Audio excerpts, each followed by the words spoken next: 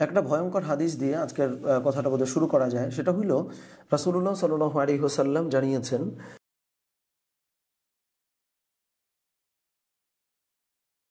যে যেই মানুষ ছোটদেরকে স্নেহ করে না এবং হচ্ছে যে বড়দেরকে শ্রদ্ধা করে না, ফালাইসা মিন্না, ওই লোকটা আমাদের উম্মতের তালিকাভুক্তই না। এটা কেন ভয়ানক আমি বলি, সমাজের মধ্যে এইটা একটা বড় রোগ হয়ে দাঁড়িয়েছে বর্তমানে, যে অনেক সময় ছোটরা বড়দেরকে সম্মান করতে চায় না বা শ্রদ্ধা করতে চায় না। ইন আ সেন্স, এই অর্থে বা এই বিবেচনায় যে এরা কি বুঝে, আমরাই তো সব বুঝি। বুঝছেন, এটা কিন্তু খুব কাজ করে। খেয়াল করে দেখেন যে সমাজের ছোটরা বড়দেরকে রেসপেক্ট করে না এই জন্য যে আমরা খুব আপডেটেড নলেজ রাখি বা আমরা সমস্ত কিছু জানি, এই পার্সপেক্টিভ থেকে। আবার আরেকটা মুশকিলও আছে, বড়রাও ছোটদেরকে প্রপারলি স্নেহ করে না এই জন্য যে আমরা তো বড়, আমরা তো দুনিয়া অনেক দেখছি, ওরা কি বুঝে। এই যে দেখেন, মানে পারস্পরিক সম্মান এবং স্নেহ এইটা না করলে যে বড়রাও নবীজির উম্মত থাকে না, বড়রাও সেটা ভুলে যায়, আবার ছোটরাও যে নবীজির উম্মত থাকে না, ছোটরাও কিন্তু এটা ভুলে যায়।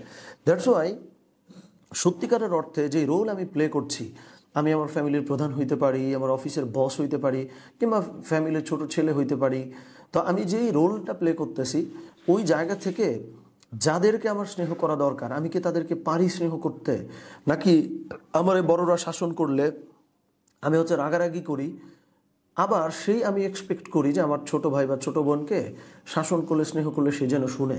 ভাই তুমি কি শুনো? তুমি তো শুনতেছো না। তাইলে যারে বলে আপনি এক্সপেক্ট করতেছেন সে যেন শুনে, সেও তো শুনবে না। সো ইটস এ সাইকেল, যে আপনি যদি স্নেহ করেন তাইলে আপনি স্নেহ পাবেন, আপনি যদি সম্মান করেন তাইলে আপনি সম্মান পাবেন। আনফর্চুনেটলি এই ব্যাপারটা চরমভাবে অনুপস্থিত আমাদের মধ্যে। কারণ ওই যে আমরা ফলস প্রাইডে ভুগি যে আমি ছোট, তাইলে আমি দুনিয়ার অনেক কিছু দেখতে পারছি, আবার বড়রা মনে করি যে আমি তো। দেখেন, খুব কমন একটা কথা, যখন আমরা ফ্যামিলিতে কোনো একটা কথা বলতে চাই, ছোটরা বা অনেক সময় বলতে চায়, তখন কিন্তু অনেক সময় আমাদের পিতামাতা বলেন যে আমার পেটে তুই হইছিস নাকি তোর পেটে আমি হইছি। আবার দেখেন, ছোটরাও কিন্তু অনেক সময় বলে ফেলে যে তুমি এগুলা কি বুঝো, ইন্টারনেট বুঝো না, ফোন বুঝো না। তাহলে এই দুইটা অ্যাপ্রোচিত রং, দুইটা অ্যাপ্রোচিত গলত। বরং পারস্পরিক ওই শ্রদ্ধাটা থাকা দরকার বা স্নেহটা থাকা দরকার, যে আমি যেন রেসপেক্ট করতে পারি। তাইলে আমরা রাসূলুল্লাহ সাল্লাল্লাহু আলাইহি ওয়াসাল্লামের উম্মত হইতে পারবো।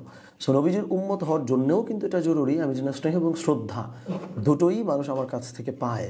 আল্লাহ আমাদেরকে কবুল করেন, আমিন। আসসালামু আলাইকুম ওয়া রাহমাতুল্লাহ।